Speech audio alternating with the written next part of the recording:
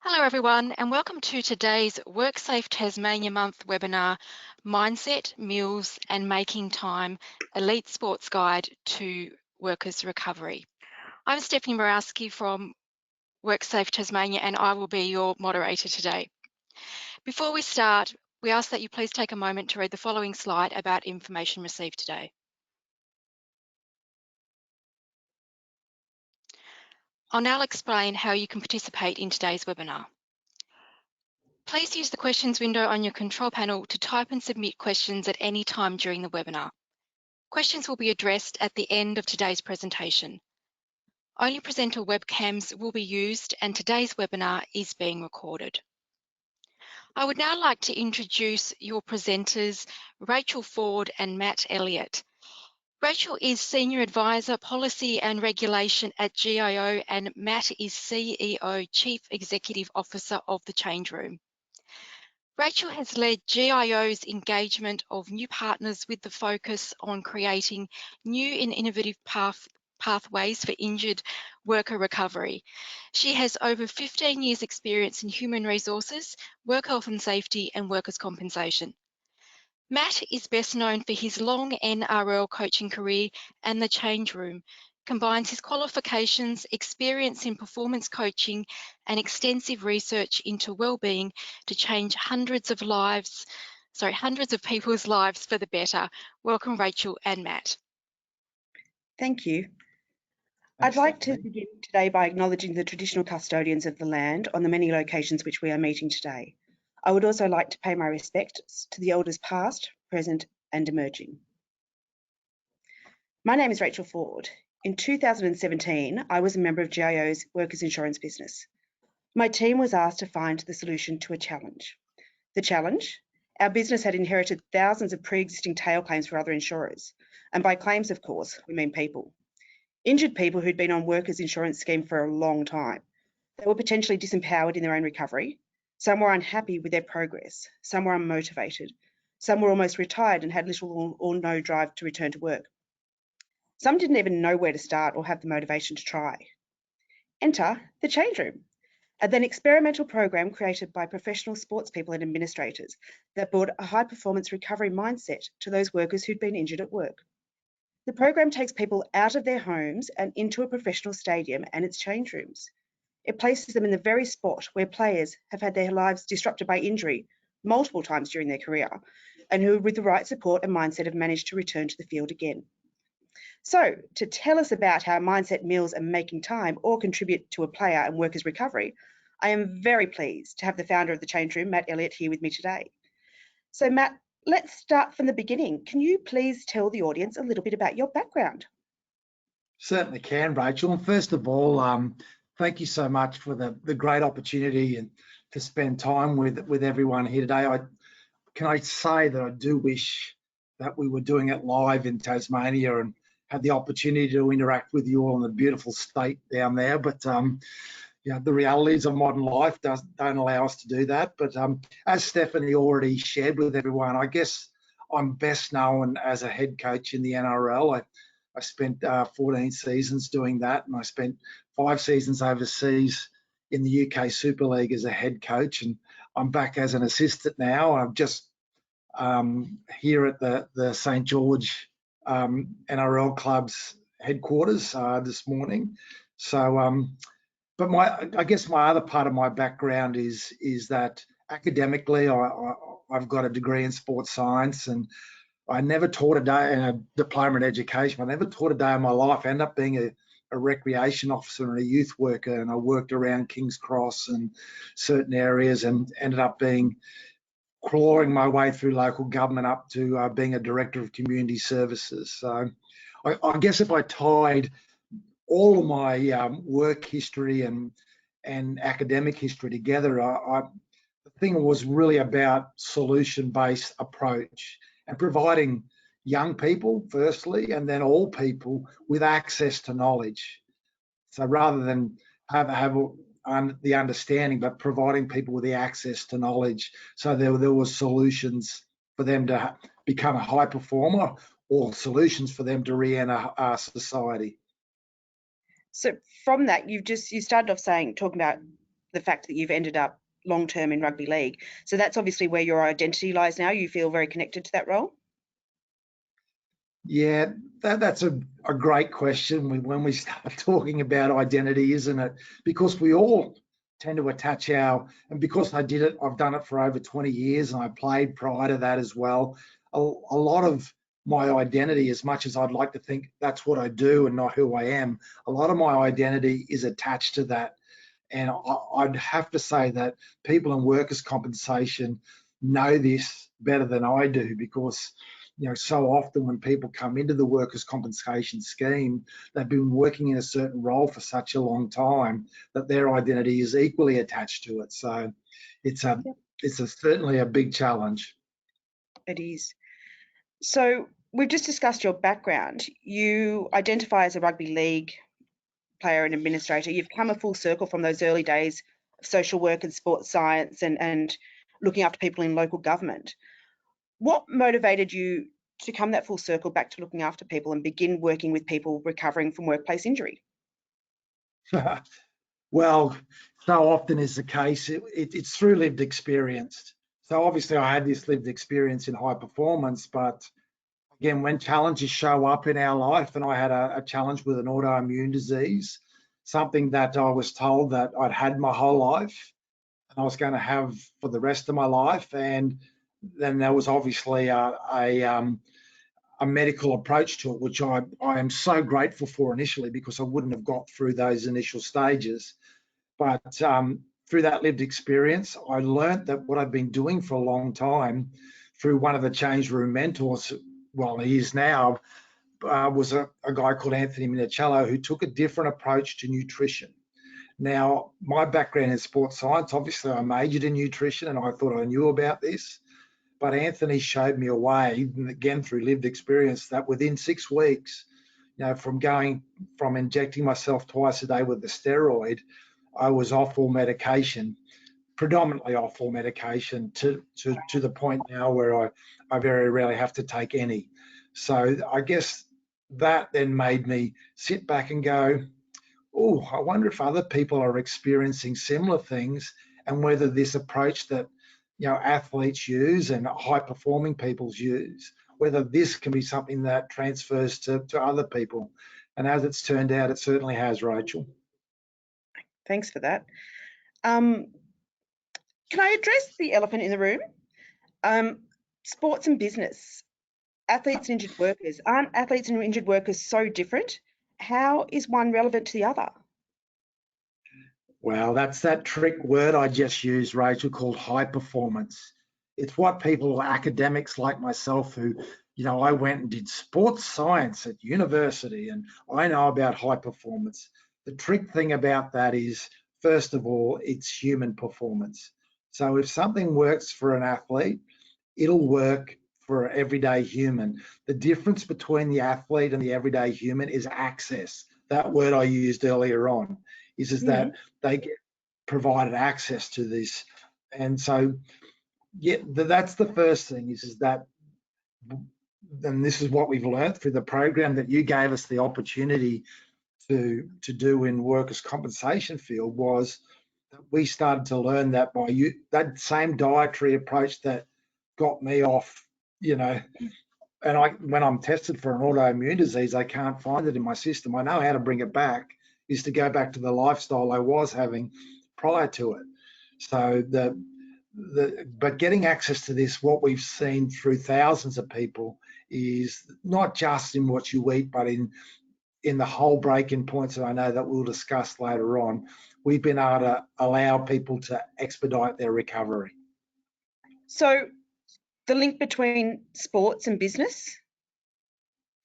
That's the other elephant in the room. Obviously, everyone sees them as separate things, but what we do know is sport is one of the biggest businesses across the planet. I mean, there's probably a few that sit higher than them, and a lot of the outcomes that we're seeking in sport is the reason why we get players to recover quickly, because we take an integrated approach, because we want to. Let's use a sport that I'm involved in, but it doesn't matter if we're talking about netball. It doesn't matter if we're talking about the Olympics. when we're taking players to high performance, their risk of injury elevates. There's a reason for that we're trying to get them to run faster or jump higher or do whatever else at a higher level. So when we do that, our body is more exposed to risk. So the business side of it is that obviously when that happens, when a player is injured or when an athlete is injured, we want to reduce the amount of time that they're away from the playing field, because that's obviously the business side of it.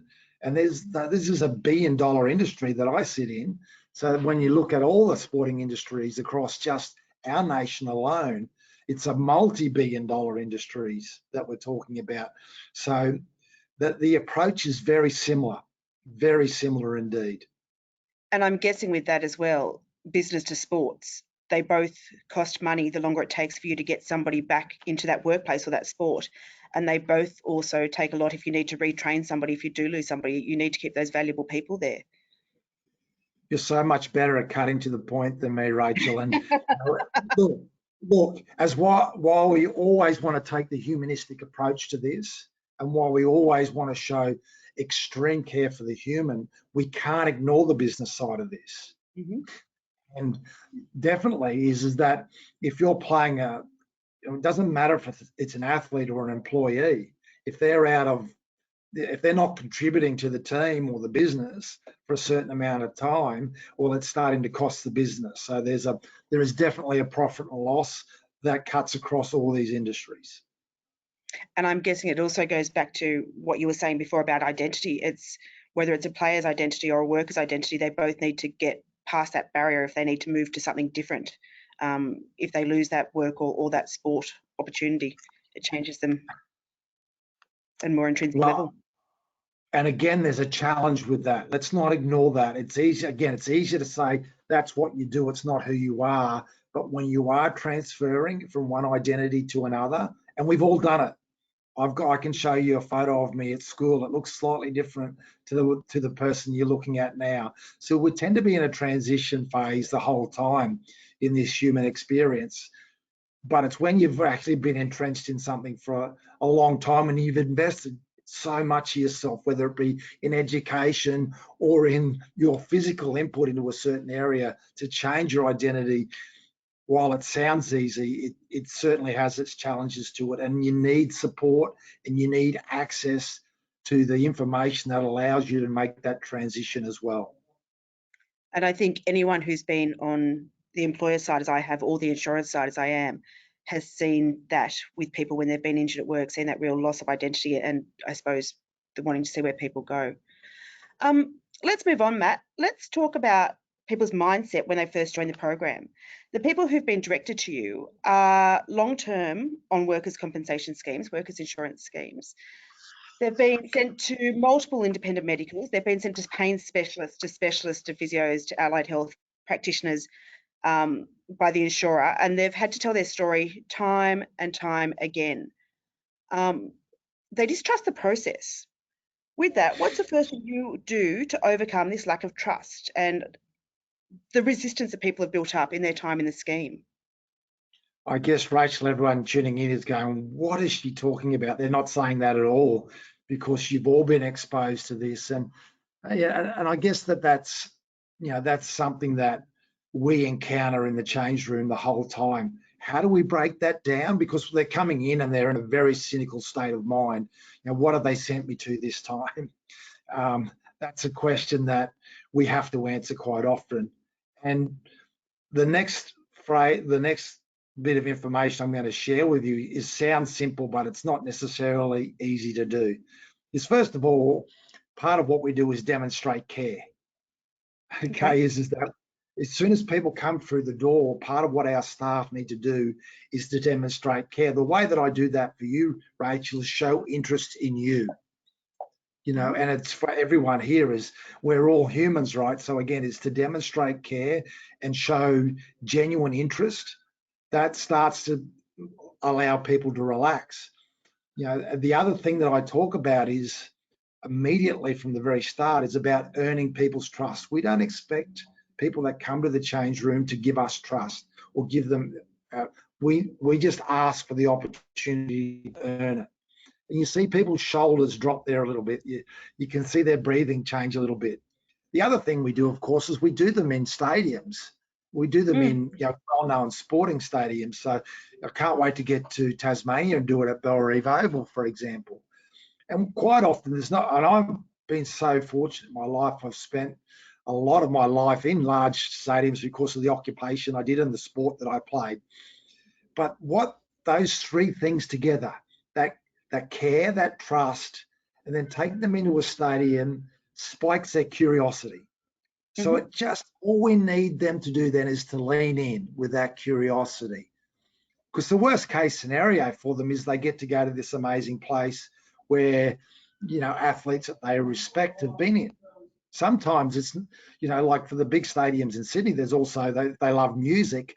A lot of performers have been in them. So it's not just about sport. It's not just about blokes either, by the way. It's about spiking that curiosity. And when people lean in and they've got that curiosity and you're generating trust and you show care, there is an opportunity that you get to take. And that's to share information that can change their life. Share information that can adapt that identity that we talked about and show them that there is another identity that they have access to. That's what we're looking for. We're looking for that opportunity in that environment. And fortunately, because of the mentors that we have, we've been consistently being able to take that opportunity and change people's lives. Show them not the perfect way, but show them a better way to live, and that helps them transition.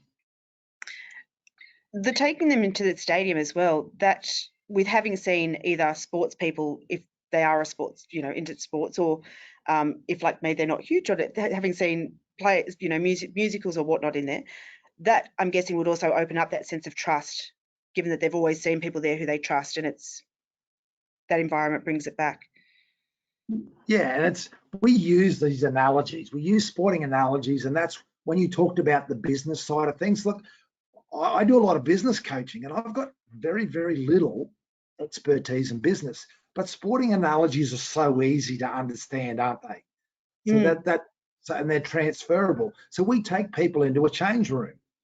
And day one, all these people will have 30 participants, and they're, again, not only coming as individuals that are wondering what their identity is with an injury, whether it be physical or psych injuries, but they're with a group of people that they've never met before in an environment. So we get them to connect with each other and sit down, and we don't get them to meditate, and we don't get them to do anything special. We get them to sit down and have a conversation with three other people, and share where they're from.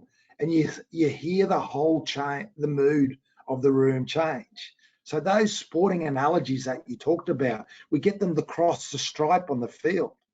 We talk about, we talk about how athletes don't run there and then they actually transform when they go into the change room. Footy players don't do in Woolworths what they do out on the field. They don't show up in their footy boots. They actually transform. Kathy Freeman, when we use the Olympic Stadium, didn't come to the stadium in that suit that she won the gold medal in. Yep. She went to the change room and not only changed her clothes, she changed her mentality with the team around. And that's the power that these analogies provide us in these stadiums and in these environments. That's the opportunity that we get then to share the information. It doesn't change people. It just gives us the opportunity to help them change. Thanks, Matt. And having been in those change rooms with you and out on the field seeing it, I know for a fact it does really have that atmosphere that opens you up to change and opens up your curiosity. From there, one of the things we encounter in workers' insurance is the physical injury impacting on people's psychological well-being. The industry refers to this as secondary psych. We also know that the emotional state is one of the biggest contributing factors in people's recovery. How does the program address this? Well, they have an expert in this area. Oh, that's me. I actually talk about emotional capacities. And the reason, and if I was sitting there tuning in, I'd be going, is that an Australian male with grey hair talking about emotions? Well, again, I talked about lived experience, is that, you know, I didn't understand emotions, and not because I was silly or dumb or not educated. No one ever taught me. So we actually come at it in two ways, and I'll break that into the answer to that question, Rachel, into two areas. We have one amazing mentor, Dr. Ali Walker. Now, Dr. Ali has got a PhD in human dynamics, and she talks about the power of human connection.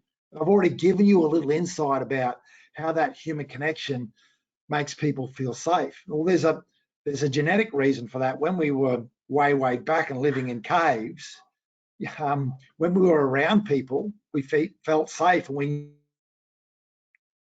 knew we were going to get fed.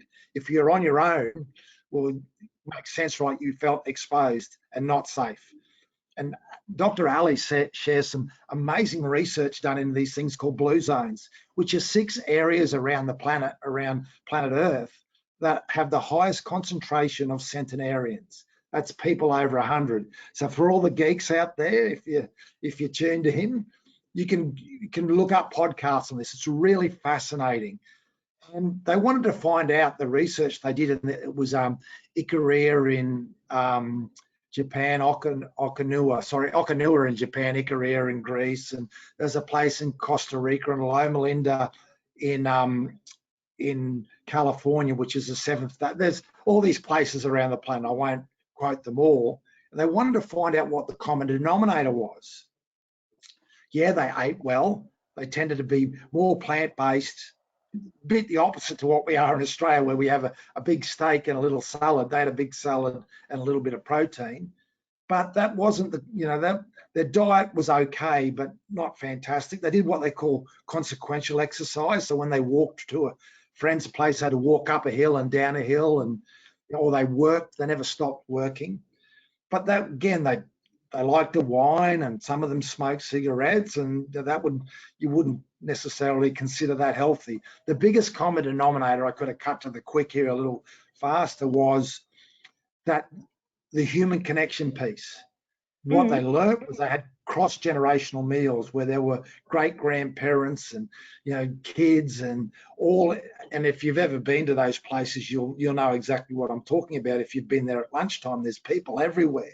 And what they learned was the hormonal impact that they had on your digestive tract, for one, had a huge impact on the way that you take on nutrients. So that's the first thing we talk about, is the power of human connection. The other part that I deliver on is probably, maybe I'll do a little example of it, is how your emotional state impacts your physical state. So I'll do a little exercise that you'll be familiar with, Rachel, with everyone here. So I just ask you just for a second. I'm not going to ask you to close your eyes or burn burn some incense. If you've got a caftan, you can wait. So look, just ask you just for a tick. I want you to recall the best experience of your life. I always do a little time out here. Don't get confused. Just don't. So I'm not sure which one. Just think about one of the best experiences of your life. I want you to sink into what actually happened. Where were you when this happened? Allow you to sink into this experience. Who was there? Who was there with you? When was it? When did this happen? How did it feel? This is one of the best experiences of your life. This didn't feel good. This felt amazing. This felt extraordinary. How did you feel?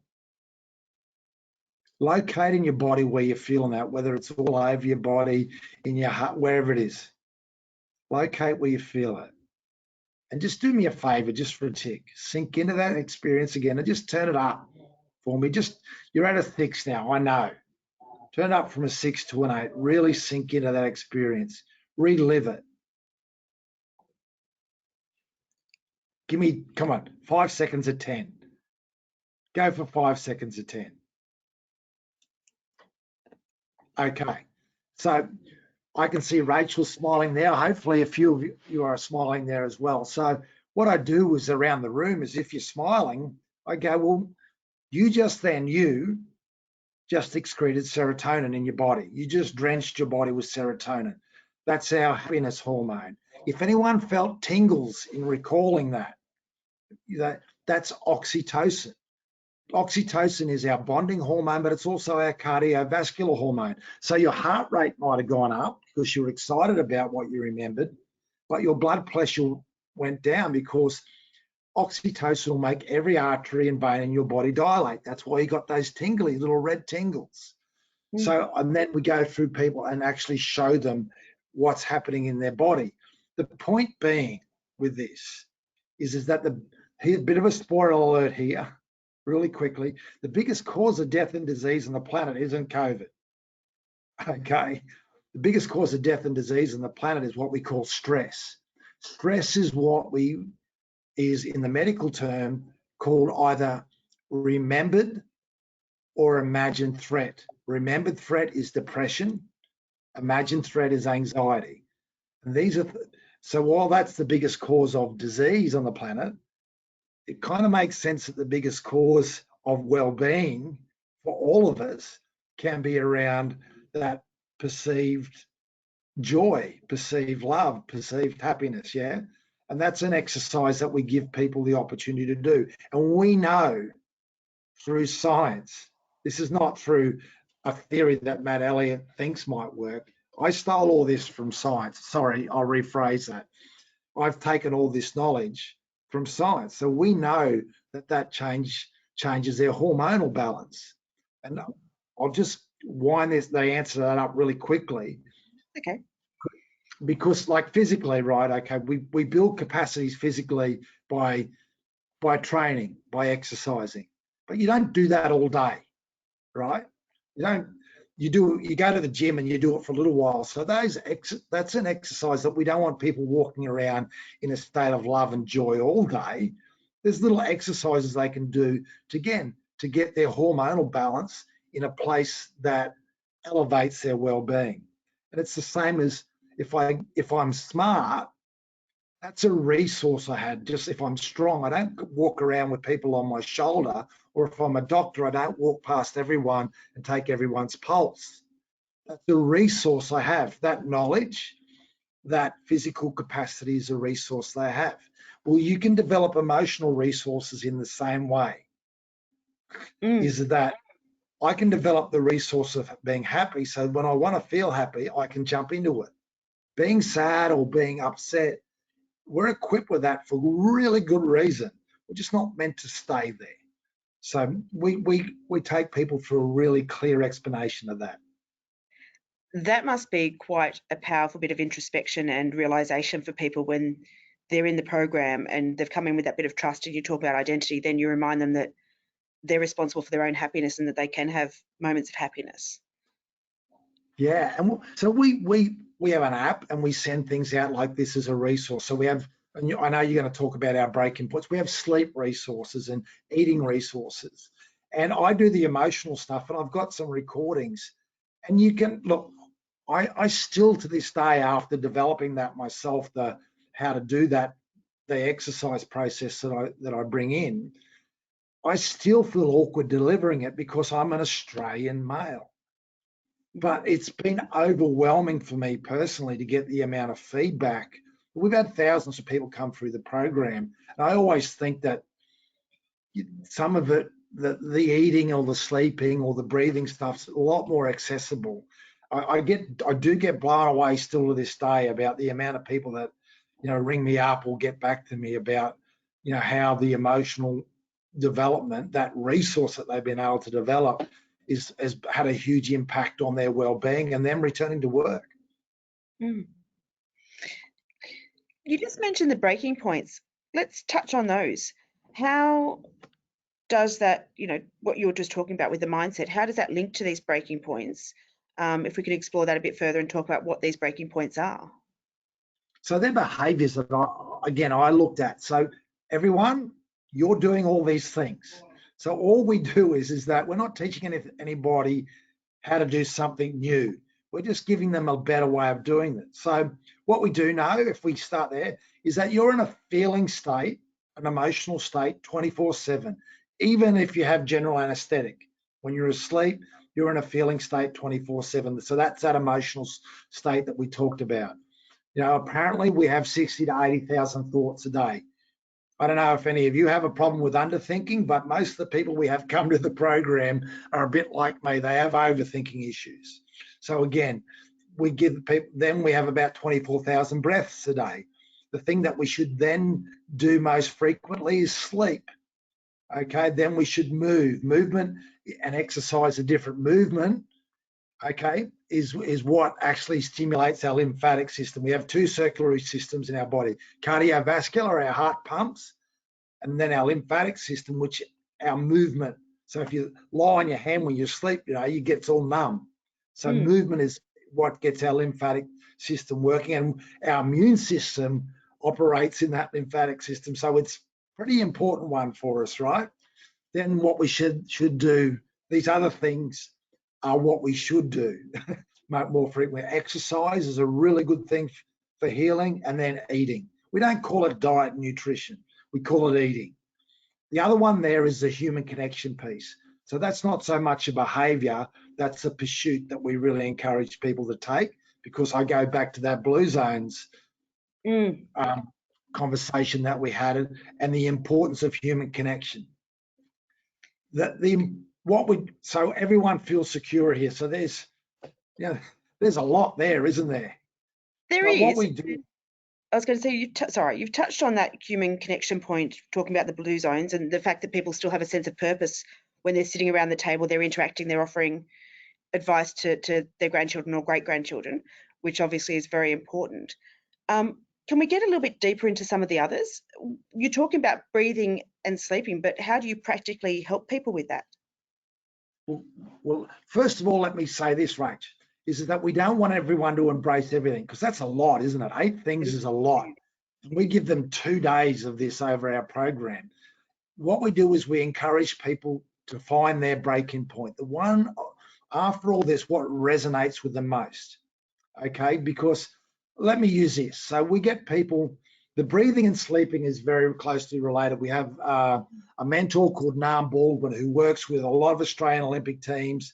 He's worked with Richmond, and so I know there's a lot of AFL supporters in Tasmania. He's worked with the Roosters, the New South Wales Blues, and Mick Fanning is how I met Nam. I was a mentor for Mick for 12 years. So Nam is a breathing coach. So breathing and sleeping are the same. But let's just talk about this break-in point. So if you sleep better, if you have a tool to help you sleep better, you're probably more likely to wake up with greater mental clarity. So you'll think better. So you might make better decisions about the food you eat, which will give you more energy to move and be more constructive with exercise. So that's a break-in point. Again, if I used eating as an example, so if you eat better, it may well give you that more energy that we talked about. There may be and if you do that over a long period of time, your self-perception might improve, so your emotional state's better. If your emotional state's better, your clarity, I think you're getting the vibe. So if you can find 2 break-in points, 1 or 2 break-in points that really resonate with you to start off with, then what we do is we have a resource that when they become a habit, so you go through that stage where they get a little bit boring, which means they're getting close to being a habit. You get to the other side of it being boring and just a part of your daily routine, then they can come back to the change room. We never go away and then go, can you send me the stuff about movement? Can you send me the stuff about your emotional capacities? So we don't go away. That's a holistic explanation of the approach that we take. We dive down deeper into each area. I would have them on here till Monday, because I can really geek out on this, Rach. So you give people practical tools, Yes. and you actually teach them and show them easy ways to, I suppose, conquer or work towards conquering these things. So obviously, as you were just saying, sleeping and breathing are so important to recovery. You've got people coming in who, through medication or through pain or through stress, may not have been sleeping well, and giving them that practical tool may just be the thing that helps them to be able to take on everything else and slowly get through. Thanks for drawing my attention to that word. And I want to say that again, practical, and let me add something to it, common sense. So I remember when we went right back and we talked about my history, what I've learned is my strength isn't necessarily knowledge. My strength is giving people access to knowledge. So here, let me talk about the breathing one. Okay, so if I got everyone now to hyperventilate, that's breathing, right? If I got you to hyperventilate, what's going to happen? What's going to happen to you, Rachel, if I get you to hyperventilate? First, it's going to be an interesting moment on a webinar, and then I may pass out or get my heart level. Lightheaded, passed out. Is there any choice? No. If I hyperventilate, my body would do that without me choosing for it to. So here's some common sense, and here's something that is accessible to you. So if you breathe deep, so there's a reason for that. There's things called vagus nerves, and the vagus nerves go up through your gut, through your lungs, through your heart to your brain. And the signaling is 70% from gut, lungs, heart to brain, and 30% downwards the other way around. I would have thought it was the other way around, to be honest with you. So, but what happens is that when you do that, okay, there's a signal that goes up to say you're under stress and you need to lay down. Equally, if I breathe deeply and diaphragmically, the signal is, here's a really technical way, hey, everything's okay down here, we can chill out. If you breathe deeply and diaphragmically, you've got no choice but to move from a state of stress to a state of calm. So we give people tools on how they, if they're going into a job interview and it's going to be stressful, or they're coming out of something stressful, breathe in through your nose for 5 steps. Breathe out through your nose for 5 steps as you're walking into it. And as you breathe out, because tension tends, we clench our fists, our shoulders go up, we clench our jaws. So as you breathe out, allow your shoulders to drop, allow your jaws and your eyes to relax. When you're doing it, you've got no choice. It's not a matter of, I'm going to think my way into being calm. If you breathe that way, for example, you've got no choice but to move from a state of stress to a state of calm, because your vagus nerves are telling your brain everything's okay here. So that's kind of how we share the messages, is that it's common sense, and we show people live how that looks. Fabulous, thank you. So as you just said, it's that practical common sense mixed, that's all science-based, but are very simple things to help people move through. We might move on. When we first introduced the change room to workers insurance, as you know, I was lucky enough to work on the pilot. During that time, we gathered feedback and people's first impressions after day 1 of the program. Personally, it was amazing to hear that people were sleeping better.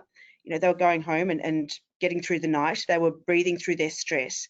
They were making Minnie's bone broth, and their family were looking at them like they were crazy, but they were feeling better from eating this food, this nutrient-rich food.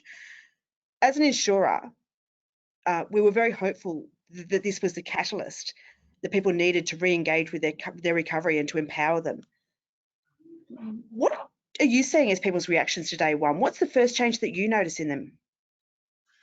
Well, I guess we've kind of already said is that, first of all, because they come in such a reluctant state, they're and I can understand that. I mean, if I was going through it, I'd be the same. The first thing we notice is people by lunchtime are relaxed. People are starting to open up and take on information. How do we know that? Because during breaks, we get asked so many questions. We get a lot of people coming up to us individually, people that were sitting, particularly when, again, I'm telling everyone here what they already know. When you see people with psych injuries, they're not necessarily highly interactive to start off. So my strong feeling is they know that they can trust us by lunchtime. They know that we care for them, and they know that what has been shared with them. And I guess we probably, we don't start off with building emotional capacities on day one. That's a day two thing.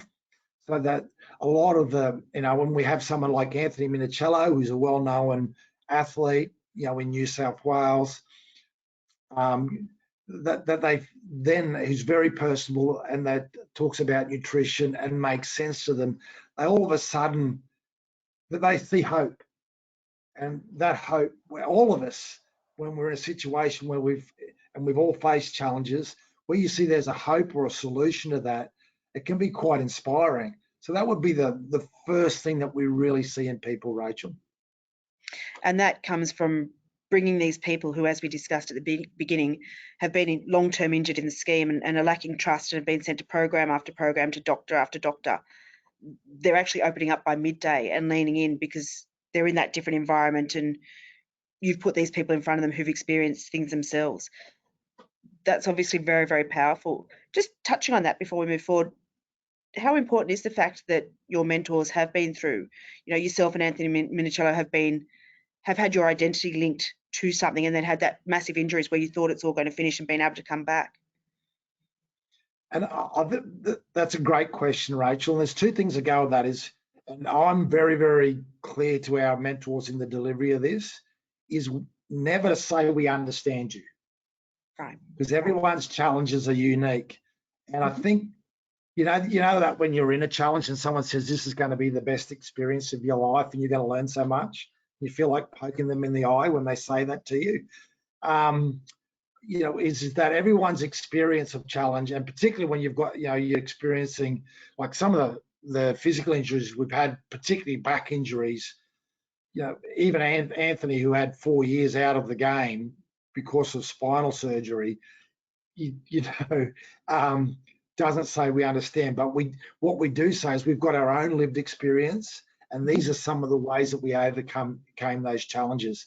So that, again, add to that, that care and trust, we add respect to that as well. So that's, and I think that that's essential, that we, all our mentors have had lived experience of challenge. All of them have, and so that they've got great knowledge to share, and they provide it in an accessible way, but also it's not a concept. It's something they've used to help them regain functional life, help them regain their identity. And that would help bring that connection and make it stronger when people first come in. So Definitely. Matt, let's move on to the last question, because I know we're coming up to question time. Over the long term, as the insurer, we've seen pleasing results of return to work rates and higher net promoter scores. The program's been going for over 3 years since our original pilot. Can you tell me about the long-term changes that you've seen people achieve? Yeah, I mean, it's really, and I know we've kind of, talked about this question, so I don't want to seem rehearsed, but I find it really hard not to get emotional when I share these, because there's some of the stories, because that care I'm telling you about is genuine, and I know our mentors feel the same, because we don't lose contact. If they don't come to the program, we put them on an app and say goodbye. I have people contact me continually, and there's so many beautiful stories. Like the return to work stories are great, but what we say to people is they're not here to get a job. They're here to regain their well-being, and everyone here knows that 99% of people that are on workers' comp would prefer not to be on workers' compensation. That's my experience with it anyway. So it's not about we tell them we want you to get back to work. We want you to get back to well-being, which will give you the opportunity to go back to work.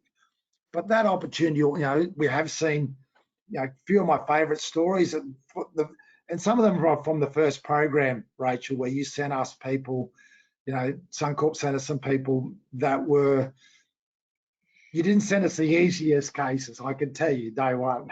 And there's two there where you sent, I remember one person who was a tradie who had that emotional exercise I did with you there. I remember him coming up to me at lunchtime. He said, I couldn't think of a good moment. I haven't had any. So he'd had a very tough upbringing. But with the change room and the support of the insurer, he's now a school teacher. Wow. He was a tradie, and it took him 3 years to get there. Okay, but he's now a school teacher. Like, how amazing is that? I remember he was quite long term. Sorry, so we weren't expecting him to get back at all. So being a school teacher in 3 years is an amazing achievement. Yeah, amazing. And and the truck driver we had for again, one of our highest needs programs that was.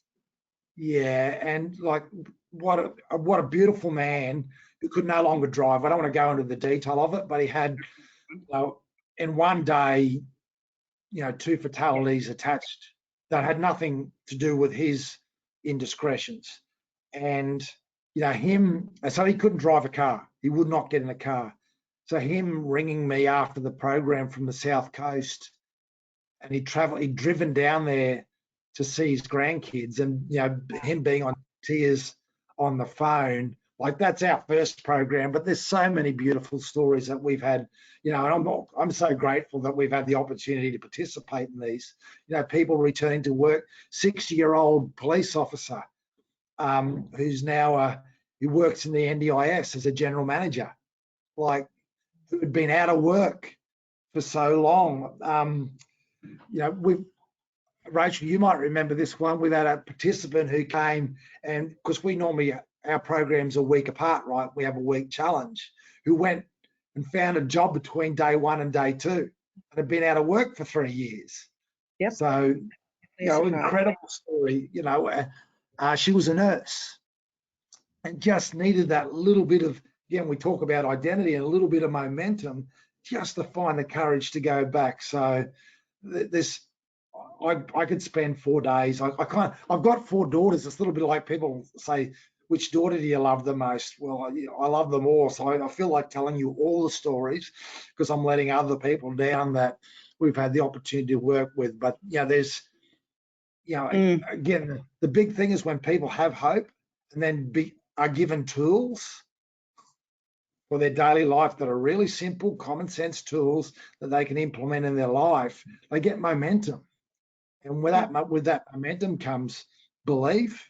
And with that belief, again, they start turning their attention away from what's wrong with them to what they can do rather than what's been holding them back. Beautiful, thank you. And you're right, I remember so many stories as well, from the gentleman who was fighting because he wanted a mobility scooter, who went in and saw you and started to think about movement and breathing, and ended up walking around the block to the point that he was walking 3Ks a day a few weeks after or months after the program, and actually went out and got himself a job as a storeman. It was, or the truck driver who was off for 25 years and realised that he needed to reconnect with his family and go out and get himself a new job. But to change that identity. On that note, Matt, a quick favourite one, sorry, is the one Anthony Minicello, who we've talked about, does diet.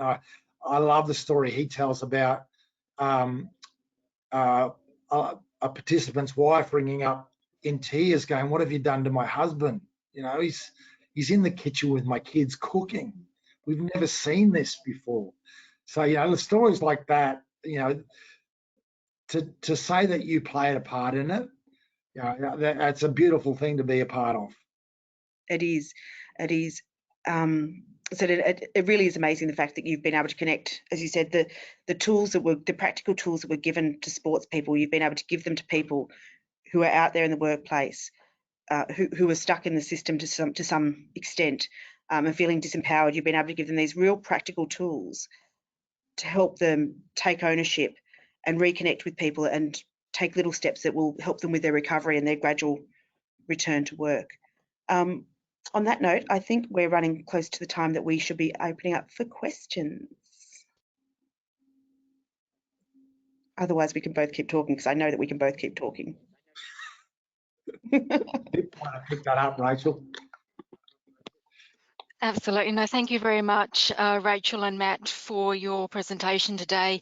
And as Rachael did say, if anyone has any questions for today's presenters, Rachael Ford from GIO and Matt Elliott from the Change Room, please use the questions window on your control panel to type and submit any questions. And we do have one participant comment that has come through, Matt and Rachel. So thank you for the reminder of recalling joyful, immersive experiences to help elevate our good hormones. It has also made me reflect on the value of greeting others with a smile.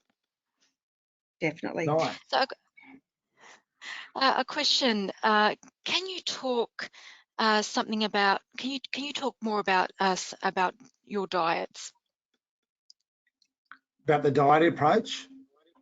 So Yes. the diet approach is really simple. And sometimes, like if you Googled diet at the moment, it'll take you probably 5 years to read all the content in Google, right? So Anthony's approach is really simple. First of all, know the source of your food.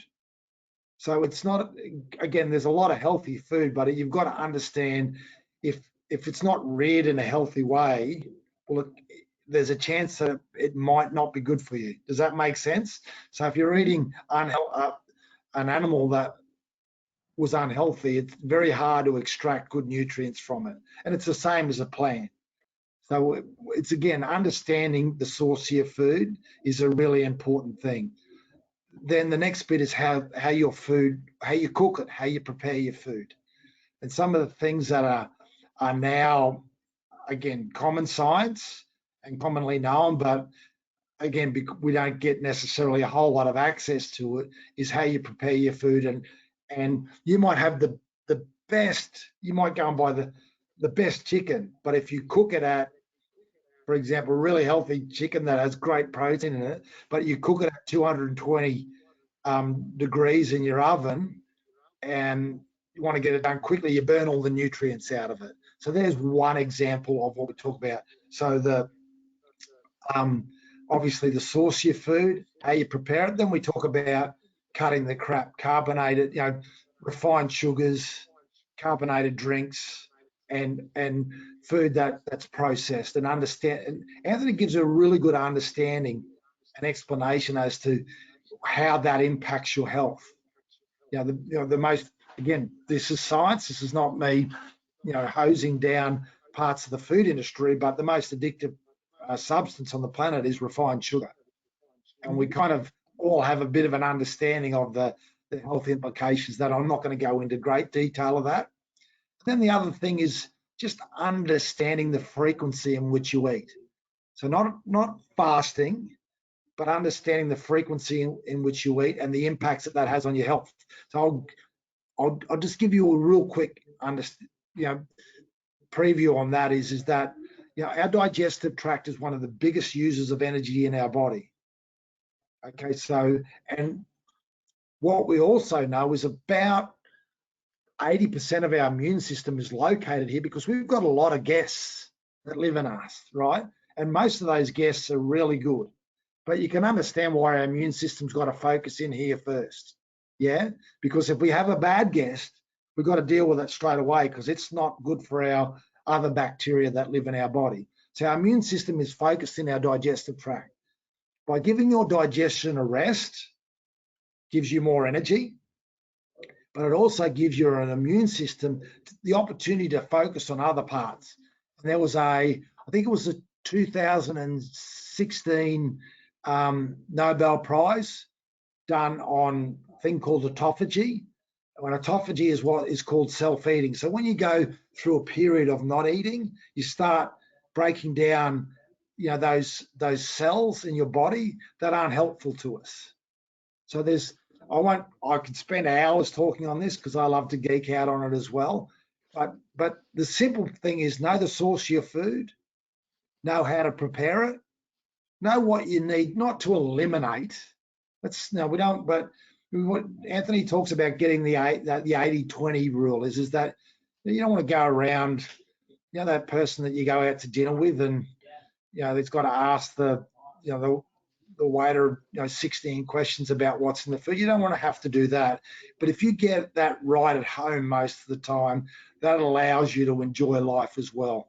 So it's about getting balance into your life. He does a really good job of it. So it's not so much about diet from what you say, Matt. It's more about understanding your food and understanding the science behind how your food impacts your well-being.